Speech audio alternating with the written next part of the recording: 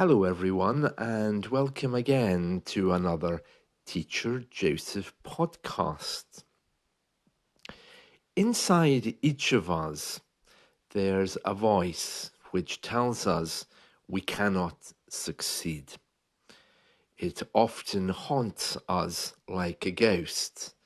We try to look at the vocabulary list, we try to read, we try to speak in a different language, and there's something in our minds which says simply, no, you can't do this, you won't do this, you're incapable of doing this. For some of us, that voice is a passing thought which we ignore. But for others, that voice is something which keeps us back from learning. It holds us back and it convinces us that somehow we are not able or are not worthy of learning. The way I deal with this voice is, first of all, to give it space and to realize that it's there. And like any other problem in life, it needs to be overcome. If you ignore it, it will dig into every word you try to learn, and it will pop up again and again, assuring you that you'll never be able to get past even the first word in learning. Sometimes what I do with this voice is, when it comes in a very strong way into my mind, I just take a moment, I sit down, and I say to myself, okay, I'm going to quieten my mind for 1 minute, and after that, I ask the question to the universe: if you don't want me to be in this cycle of self-criticism, what do you want me to think about? Now, I throw that question to the universe. You can call it whatever you want. You can call it your higher self. You can call it God. You can call it the Virgin Mary. You can call it your favorite actress. It really doesn't matter. Okay? But I ask, if you don't want me to be in this cycle of self-criticism, what do you want me to think about? And then I wait for another minute, and I'm expecting some kind of response. It could be a phone call that I have to make to my parents. It could be an old friend, maybe, that comes to my mind that I should call. Perhaps it's an act of good that I need to do, whether it's putting something in the food bank for someone at the supermarket, or whether it could be anything, making a telephone call, remembering a relative, but it's usually something which I've forgotten to do. And when I've done that thing, especially if it's an unselfish good act, then I return to the table of learning. And when I come back to the table of learning, knowing that I've just done a good act, then I find that I'm more joyful, and that voice, at least for those few moments, isn't there. So that's how I deal with it. That's how I deal with that negative voice. You need to develop a trust in your higher self to lead you on to where you want to get to. But whether our mind tells us that we are doing very well with English, or whether our mind tells us that our English is amazing and great and fantastic, I think these are both sides of the same coin. I don't think it's possible to trust the bit that says you're doing well in the same way as that bit that tells you you're doing badly. I think both of these voices are fairly inaccurate. What I see as good and what I see as bad may be the opposite for you. What you might judge to be good and bad, I might find different. Okay? So it's not possible to make a statement based only on our own eyes and ears. We have to develop some kind of trust. The great thing about sitting in silence for a few minutes is that it can remind us as to why we are studying languages in the first place. As you know, I'm studying Farsi, and some days I just come to the table, I look down at the book, and I see this writing, which I think, ooh, this looks like a spider has walked into ink and walked across the page, because I don't understand any of it. And then there's other days, of course, when I come and I look at the page and I can read everything fluently. Of course, the voice in my head tells me on one day that this is something I'll never understand, and on the good day, it tells me it's something which is very clear and I do understand it. And that can be reversed day to day. I try never to judge any situation. Sometimes students look to me to give them some kind of perfect feedback about how their English is. With new students, usually after 15 or 20 minutes, the question comes, so how is my English?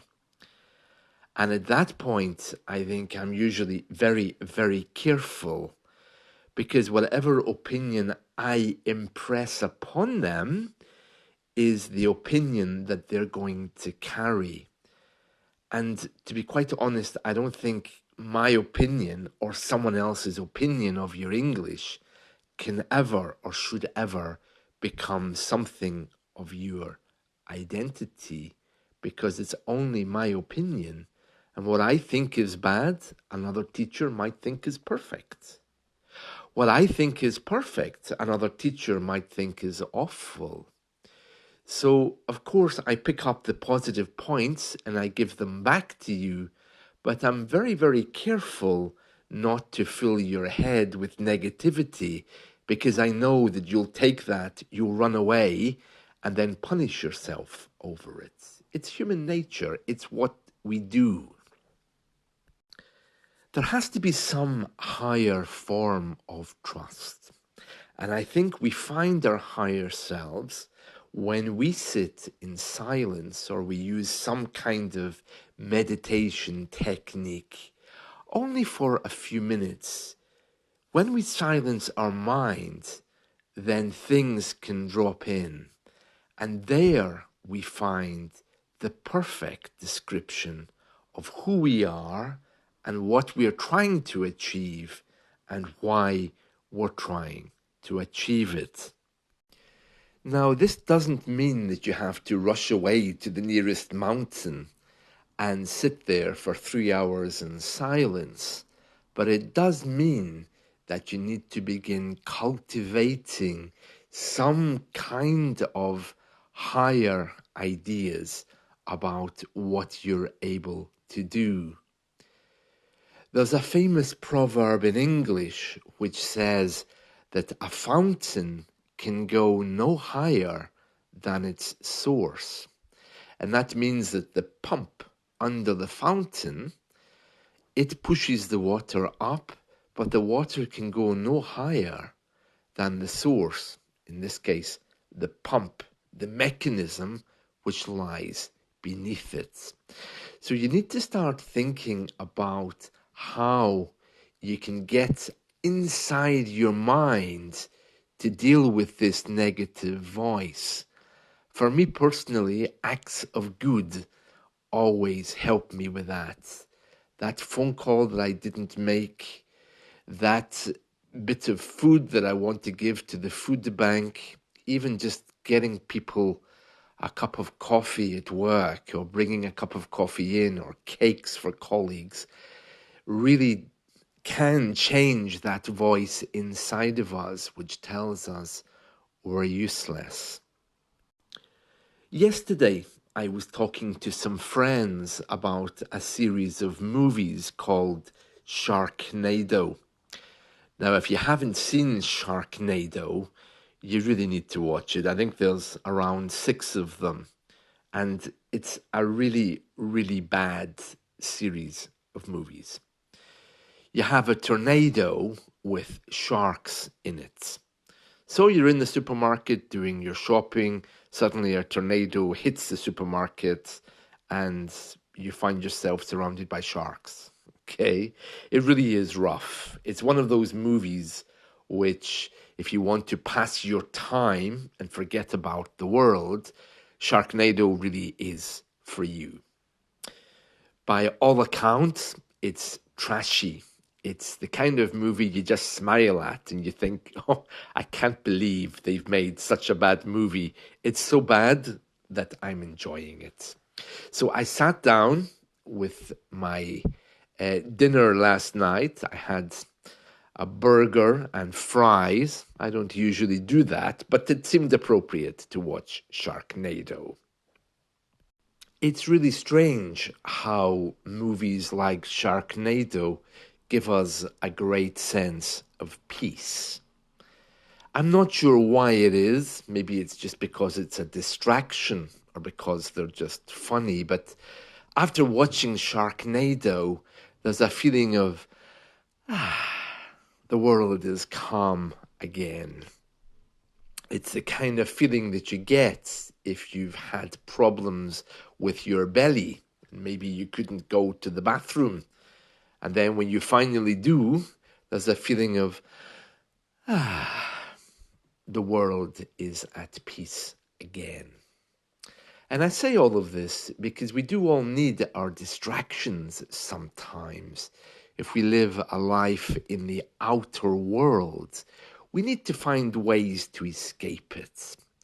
But if you're not already finding quiet times for, let's say, 5 or 10 minutes a day, then you really need to begin doing that. To be alone with yourself is one of the scariest and most, what can I say, upsetting things to do if you're not accustomed to it. To be confronted with just you and silence for even 2 minutes, if you're not used to it, can feel like an absolute lifetime. Because it reveals to you strategies that you've been using to avoid being alone with yourself. But yet, when you bring your learning to this place, when you become very aware that this silence is actually the source of your learning, then you tend to find that your world changes just a little bit. I could speak about this for hours, but I'm going to stop there because I think I've said enough about it. So I'm just challenging you today to find a few moments of silence, to see what comes of that silence, and then return to the table of learning. Because I think what will happen is when you go back to learn, you go back to it from another consciousness, another point of view, another mindset. That's it from me. See you all soon. Bye.